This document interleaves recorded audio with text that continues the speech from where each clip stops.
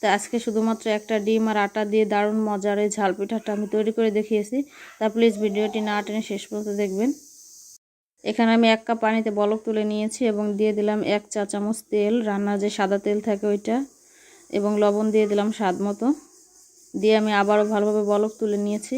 এখানে আমি আটা দিয়ে পিঠা তৈরি করে দেখাবো। আপনারা চাইলে এখানে আটার পরিবর্তে চালের গুঁড়াটাও দিতে পারেন। তো এভাবে দিয়ে ভালোভাবে নেড়ে ছেড়ে নেব। এখন আমি এই পিঠাটা অবশ্যই গরম পানি দিয়ে এভাবে তৈরি করে নিতে হবে। এটা কোনো রকমভাবে ঠান্ডা পানিতে তৈরি করতে যাবে না। তো যে দেখুন এরকম হয়ে গেছে। এখন আমি এটাকে একটু ঠান্ডা পানির ছিটা দিয়ে ভালোভাবে মথে নিব আটাটা। তো দেখুন আমি ডোটাকে ভালোভাবে মথে নিছি। এটা গরম গরম অবস্থায় মথে নিতে হবে। তো এই যে তেল দিয়ে আবার একটু ভালোভাবে মথে নিচ্ছি আমি। তো এই যে দেখুন এটা এইভাবে নরম হয়ে গেছে এবং সাথে সাথে আমি এটা দিয়ে পিঠা তৈরি করে নেব।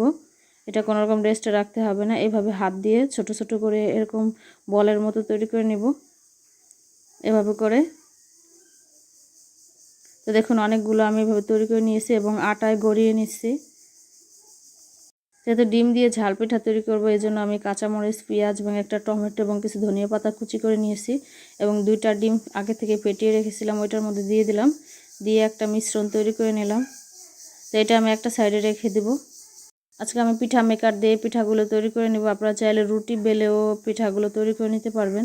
তো এই ধরনের যে পিঠা মেকার থাকে ওইটা নিয়ে নিলাম এবং যে বলগুলো তৈরি করে রেখেছিলাম ওইটা দিলাম। দিয়ে এভাবে একটা চাপ দিয়ে তারপরে দেখলে বুঝতে পারবেন। তো এভাবে একটা রুটির মতো হয়ে গেছে, দেখতেই পাচ্ছেন। এটা এখন এখানে দিয়ে নেব। আপনারা চাইলে এটা রুটি বেলে, বড় সাইজের রুটি বেলে গ্লাসের বা কন্টেনারের মুখ দিয়ে কেটে কেটে তৈরি করে নিতে পারবেন সেমভাবে। তো এইভাবে দিয়ে দিলাম। দেখুন এখন আমি আবারও চাপ দিয়ে নেব এভাবে। তো দেখুন এই যে মাশাআল্লাহ কত সুন্দর একটা পিঠা তৈরি হয়ে গেল। তো এভাবে করে করে আমি সব পিঠাগুলো তৈরি করে নেব। এই যে এখন আমি আরেকটা পিঠা তৈরি করে দেখাচ্ছি এই যে এভাবে। তো দেখুন এই যে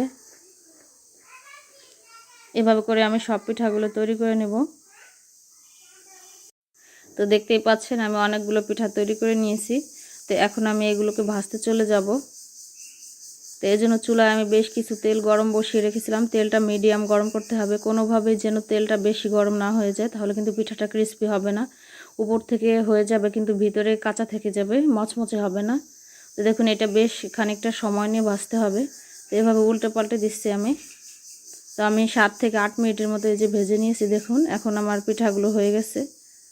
তো আপনারা আপনাদের পছন্দের কালার করে যে যেমনটা ভাজতে চান সে তেমনটা করে ভেজে তুলে নেবেন। দেখুন এখন আমি পিঠাগুলো তুলে নেব এই যে। তো ক্যামেরায় এরকম সাদা দেখালো, পিঠাগুলো খুব সুন্দর হয়েছিল। এই যে দেখুন মাশাআল্লাহ কত সুন্দর হয়েছে, আপনারা দেখেই বুঝতে পারতেছেন। অবশ্যই আপনারা বাসায় এভাবে একবার ট্রাই করবেন। সবার ঘরে আটা ডিম এগুলো থাকে। তো কেমন লাগলো ভিডিও অবশ্যই কমেন্ট করে জানাবেন। যদি একটু ভালো লাগে, উপকারে লাগে, অবশ্যই আমার চ্যানেল সাবস্ক্রাইব করবেন। আজকের ভিডিও পর্যন্তই। সবাই ভালো থাকবেন। আল্লাহ হাফেজ।